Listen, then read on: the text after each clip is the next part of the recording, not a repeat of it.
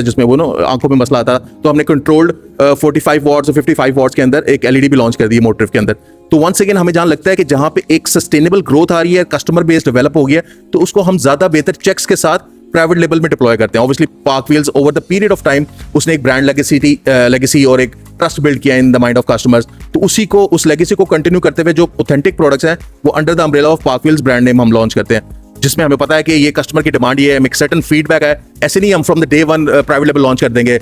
All purpose cleaner launch कर देंगे, उसके पीछे 3-4 साल की रिगरस वर्किंग है, R&D है, कस्टमर का फीडबैक है, तो उसको डिप्लॉय करके फिर हम प्राइवेट लेवल के ऊपर आते हैं। यस, मार्केट प्लेस सेलर जो आपका मेन क्वेश्चन था, उसको कंट्रोल करना is always a challenge Pakistan में। ऑब्वियसली जैसे आप ऑफलाइन मार्केट में एज अ कस्टमर जाते हैं, आप इस मार्केट में आपको डिफरेंट इलेक्ट्रॉनिक्स की आइटम्स हैं, तो सेम TCL का टीवी आपको 4 डिफरेंट दुकानों में, लेकिन आपने प्राइस कंपैरिजन करना है, आपने देखा है आपको जो डब्बा मिलेगा वो सील पैक है नहीं, उसके पीछे स्टॉक है, उस स्पेसिफिक दुकानदार का रख रखाव या आपसे डीलिंग का तरीका कैसा है। तो same goes with the market place कि आपके साथ अगर वो कॉरस्पॉन्डेंस ठीक कर रहा है, आपको प्रोडक्ट की चैट के ऊपर डिटेल्स बता रहा है, तो वो मेरे ख्याल से सेलर सक्सेसफुल स्टोरी है। And we have number of sellers जो कि बड़ा एक सक्सेस स्टोरी है, जिनका मंथली बिजनेस 10,000 रुपए पे होता था, अब वो 1 मिलियन 2 मिलियन 3 मिलियन तक रीच कर गए monthly. So once again control, education and empowerment, these are the key I think strength कि आप मार्केट प्लेस को बेहतर एम्पावर कर सकते हो और कंट्रोल भी कर सकते हो। अच्छा मुबशिर भाई,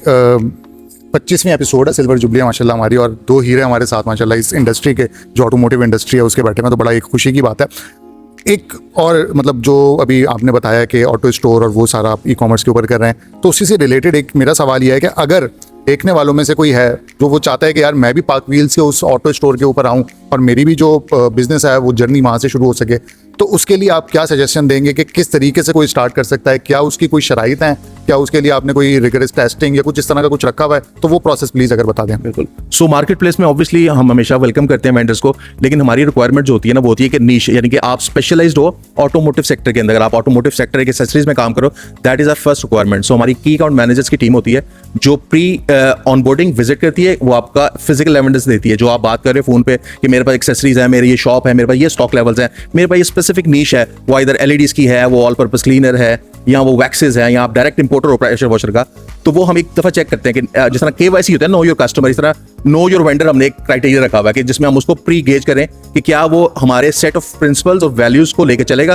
क्योंकि अगर पहले स्टेज के ऊपर यहाँ से नेग्लिजेंस हो जाएगा तो एक्सपेक्टेड है कि शायद हम कस्टमर डिलीवरी के टाइम या उसको सर्विसेज देते वक्त कुछ ना कुछ निगलेक्ट कर जाए। तो उस चीज को अवॉइड करने के लिए ऑब्वियसली एक